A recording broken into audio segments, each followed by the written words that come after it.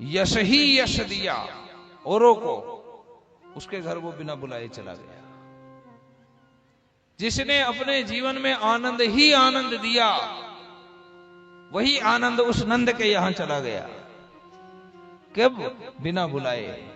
बुलाया नहीं, नंद यशोदा ने निमंत्रण नहीं दिया कि तुम यहां आना, सो रहे थे तब भी चला गया। कंस का अत्याचार बढ़ा, अग्निहोत्र ब्राह्मणों के अग्निकुंड की अग्नि बुझ गई, आतंक चारों ओर व्याप्त हो गया। तब भगवान ने आश्वासन दिया धरा को और देवों को कि जाओ वसुदेव देवकी के यहां मैं जन्म लूंगा, वो कंस का नाश करूंगा। मथुरा के महाराज उग्रसेन, भाई देवक, देवक की कन्या देवकी, उग्रसेन ने कहा कंस से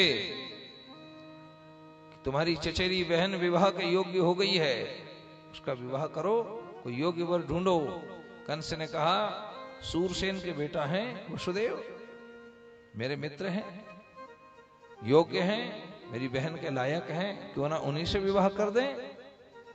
देवकी का विवाह कर दिया गया, वसुदेव के साथ विदाई होने को है। आज कंस स्वयं रथ पर सवार हुआ, घोड़ों की लगाम अपने हाथ में थामा है, बहन को विदाई देने के लिए जा रहा है। बहन सोच रही है कि मेरा भाई कितना कोमल हृदय है। ये लोगों के मन में व्यर्थ की भ्रांति है कि हमारे महाराज का राजकुमार क्रूर स्वभाव का है। नहीं नहीं, देखो कितना सौम्य स्वभाव है। सारथी की जगह आज स्वयं रथ हाँक रहा है। देवताओं ने कहा अरे वसुदेव देवकी के मन में गलत भ्रांति पैदा हो रही है, अभी इसका स्वभाव सामने लाना पड़ेगा। और देवताओं ने आकाशवाणी कर दी, अस्यास्त्वाम अष्टमो गर्भो हंतायाम बहसे बुधः। ए अभूतकंस, जिस बहन को इतने बड़े लाड़ दुलार के साथ में विदाई दे रहा है, अस्यास्त्वाम अष्टमो गर्भो, इसका 8वां गर्भ ही हंतायाम, तेरा हंता होगा। 1 मिनट में कंस का स्वभाव सामने आ गया। छूट गई लगाम हाथ से, तलवार खींच ली, कूद पड़ा रथ से, बहन देवकी के केश पकड़ करके गिरा दिया, मारने को उद्यत करने लगा। वसुदेव ने हाथ पकड़ लिया, क्या कर रहे हो? वसुदेव नहीं जानते इसका 8वां गर्भ मेरा काल होगा।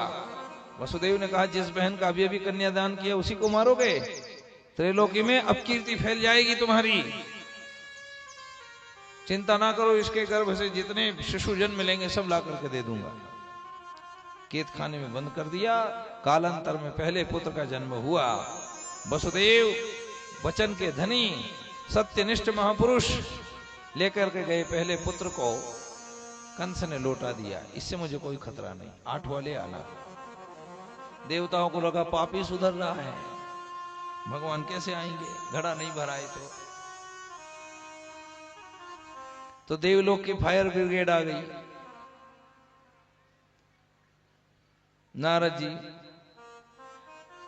ये फायर ब्रिगेड अलग तरह की है। दुनिया की फायर ब्रिगेड लगी हुई आग को बुझाती है, और देवताओं की फायर ब्रिगेड बुझी हुई आग को लगा देती है। नारद जी आए, कैसे हो महाराज कंस? बढ़िया, कुशल मंगल। अरे आप कुशल से कैसे हो सकते हैं, आकाशवाणी हुई है।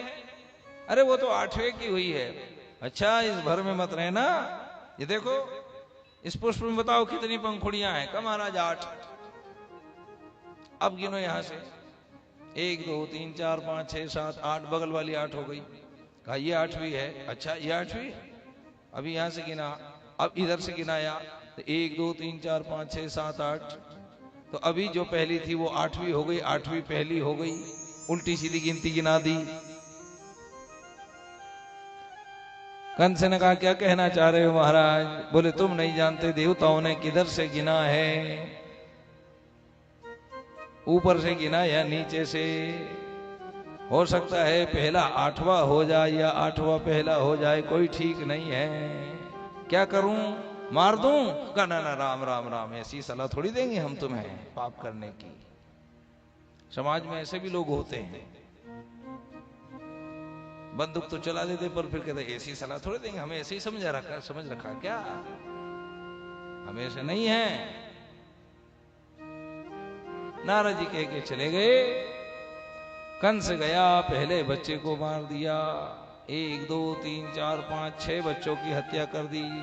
7वें गर्भ के रूप में शेष स्वयं आ गए, माया के द्वारा कर्षण हुआ, रोहिणी के गर्भ में स्थापित कर दिया। 8वें के रूप में भगवान नारायण स्वयं आ रहे हैं। देवता लोग बड़े प्रसन्न हुए हैं। सरोवरों में कतार के कतार कमल खिल गए हैं।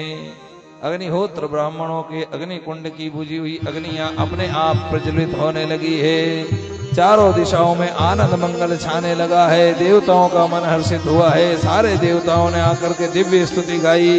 पावन भादों का महीना आ गया, कृष्ण पक्ष आ गया, अष्टमी तिथि आ गई, बुधवार का दिन आ गया है और अर्धरात्रि के समय में एक प्रकाश पुंज के रूप में भगवान कारागृह में प्रकट हुए। वसुदेव देवकी को स्वप्न में दर्शन दे करके कह दिया कि अभी मुझे यहाँ से ले जाकर के गोकुल छोड़ देना, 11 वर्ष की लीला के बाद में तुम्हें आकर के पुत्र का सुख प्रदान करूंगा। कह करके भगवान चतुर्भुज रूप में प्रकट हो गए।